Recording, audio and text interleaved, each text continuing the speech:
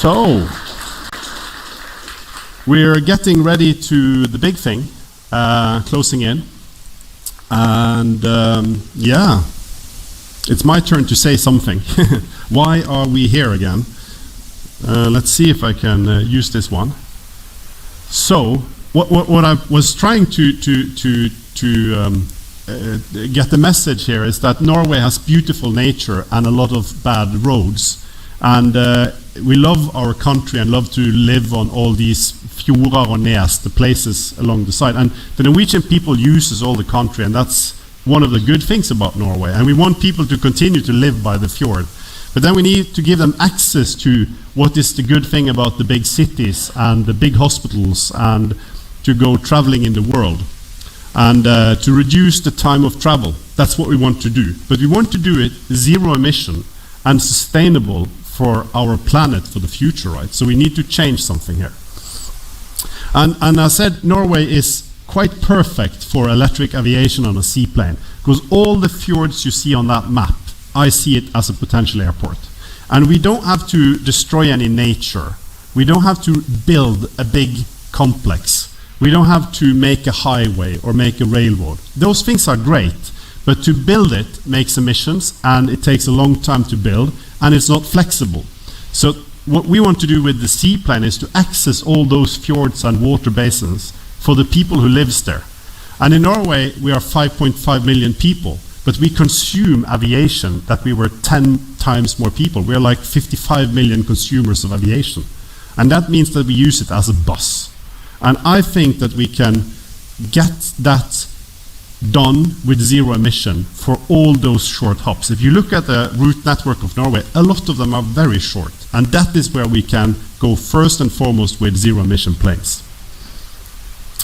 And in the company, we're a bit romantic, because when we were starting this project and we looked into the past, right? And it's funny because the airline company over here, Norwegian Airlines, is one of the first ones in Norway, and it was flying mail from Oslo to Göteborg and then to Copenhagen.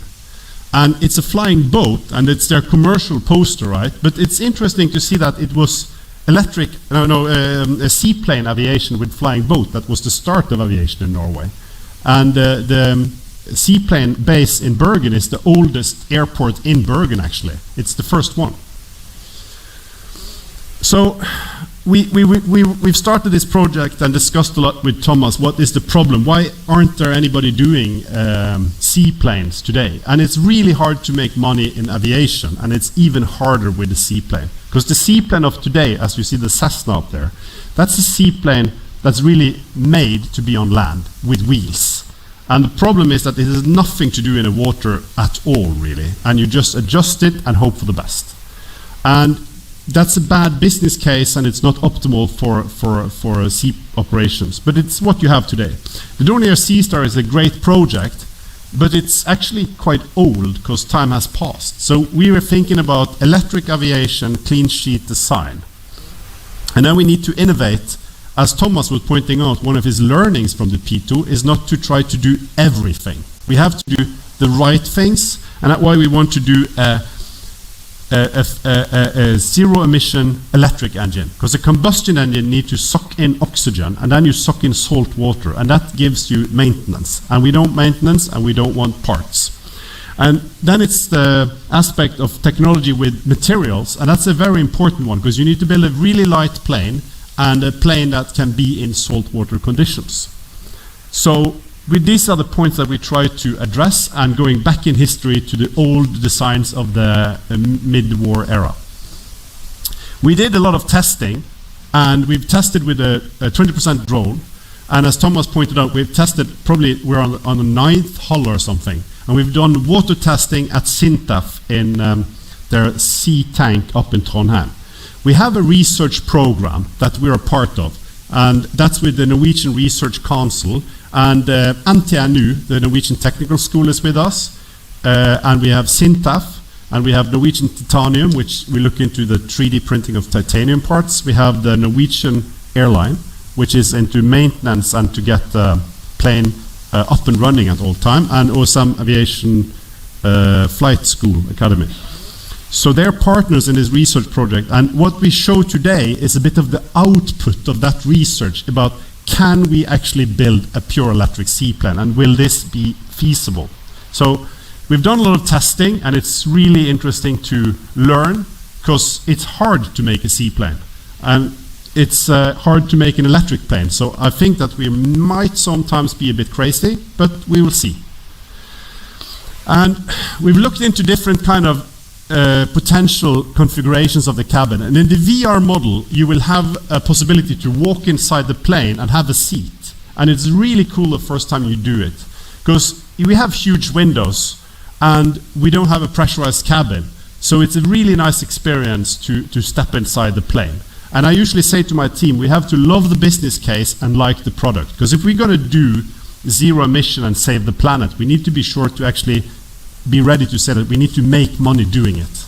You see other companies that try to only be saving the planet, and you need actually to have two thoughts in your head at the same time. We need to make money and show that we can build something that is sustainable at both ends of this. And that is why the business cases matters.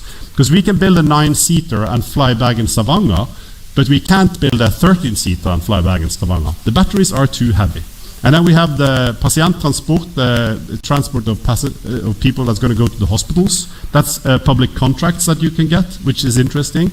And then we have the connections from the Bergen airport to Odda or to Stryn. And my dream is that somebody will sit in New York or sit in London and buy a ticket with, if it's Norwegian or British Airways or something, and then have a ticket to go to Odda. And then at Flesland they change the plane with our plane and take the last leg with zero emission, low noise, and a seaplane.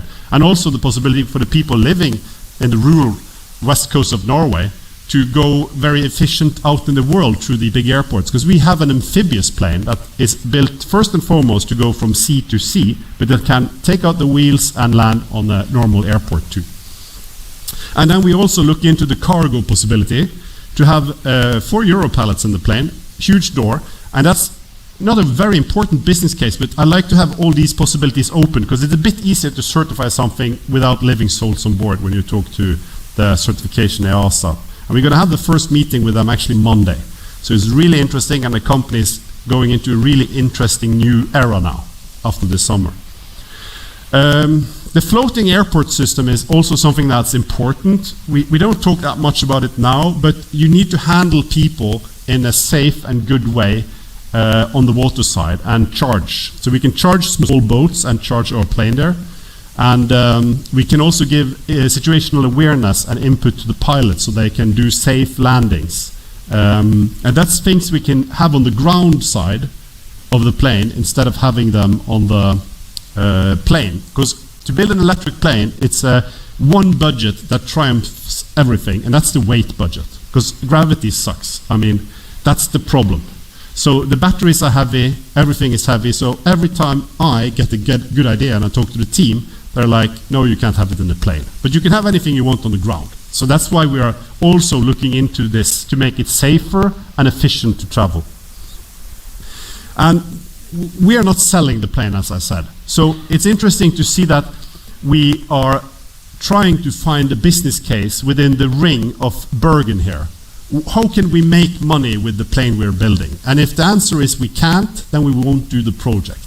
But if it's possible within this 170 kilometer range to make money, we will try to achieve it. And we will go from there, because the battery technology is improving. So we know that for the future we can fly longer and longer distance. And in my head, in the future, I will take a plane from the city center of Bergen to the city center of Oslo and don't go to the airport. That's my dream. Or if I want to go to Copenhagen, I could go from Bergen to Kristiansand, Kristiansand to Copenhagen in 2 legs. I think that the market of aviation with the younger generation is willing to have a bit struggle to have indirect flights instead of direct flights if they can do it real zero emission without destroying the planet. And that's a really important thing, that there is a change in the market, I think. And this is the example, like the golden nugget of the whole thing. It's like Bergen, Stavanger. I mean, there is 1 million people traveling between those two cities. And A lot of them uses planes today because it's a 20 minutes flight to 30 minutes flight, and it's going from the airport. So you have to get there and get everything, wait, security and all that. As I say, we can go from the city center to the city center in 45 minutes-ish, and with some taxi time in the water, we can get you from city center to city center less than an hour. And I think we have a value proposition which is interesting for you as a consumer, because you don't really want to go to the airport, and if you could go from the city center, it's something you would enjoy more. And you're probably going to go to Stavanger city center, and if that's not, you could go to Sandnes if it's further south. We don't need a big airport. And here is people that want to pay, and there is a lot of oil and gas and shipping and things that we can address as business customers. So we want to look into this. And then we have ecotourism, which is really interesting, because the people that we can fly that actually going from A back to A is tourists. And if we can start commercial operations with tourists, it's a way to get flying hours, and we have a possibility of having more seats in the plane and more revenue instead of having a passenger with luggage going somewhere. And we are looking into these cases too, but it will be a stepping stone to get to the transport system we want to build. And our dream is that in 2030, we will have approximately 15 to 20 planes operational on the west coast of Norway. Or to be quite honest, anywhere we can make money and do it. So we want this to expand. If we have a certified plane, it should be built in any factory that can build certified planes, so we can expand quickly and make travel something you can do with no emission. And that needs to expand quite fast, because the earth is getting quite warm. I don't know if you're aware of this, but this is probably the coldest summer of the rest of your life. It's getting hot, and if you see the latest statistics of the heat in the Atlantic Ocean and stuff, it's really alarming. And if you want to sleep at night, don't look at it. Don't look up. Isn't that the movie? Yeah.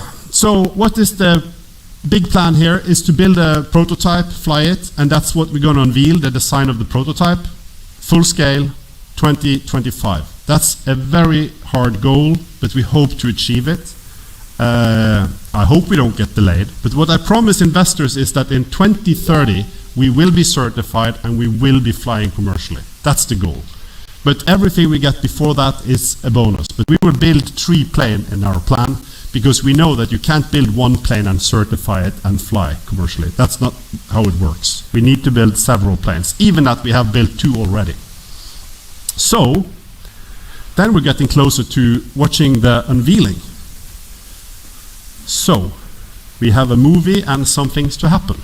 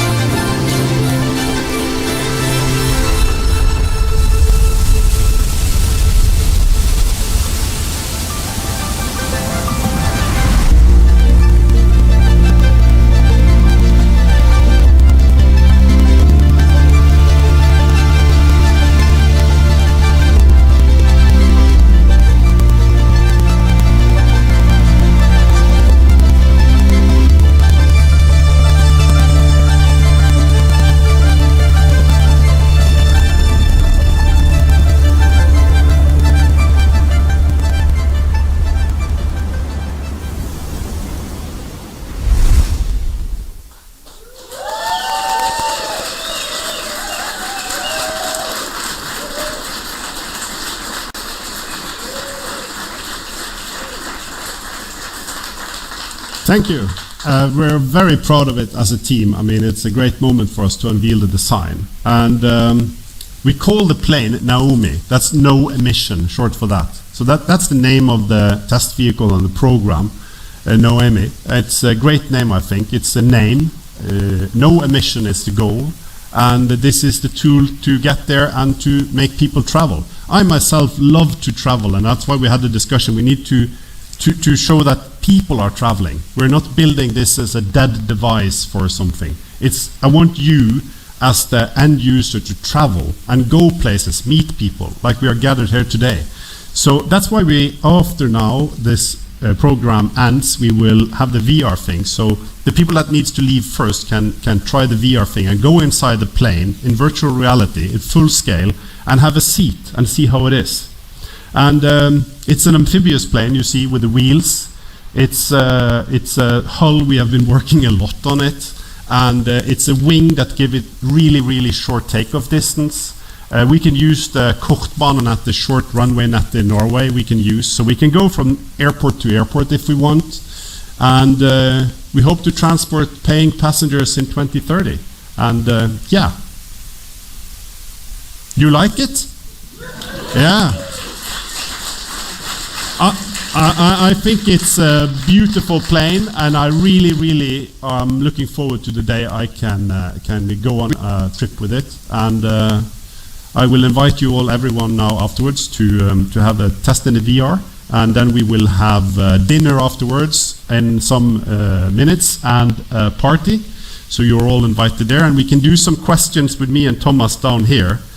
If somebody wants to have discussions with us about it. And this model, you can take pictures and stuff, and we will rig up the VR thing for you to try inside the plane. So we invite you inside the plane. It's boarding in some minutes, so please enjoy the rest of the evening, and for those who leaves, have a nice trip home.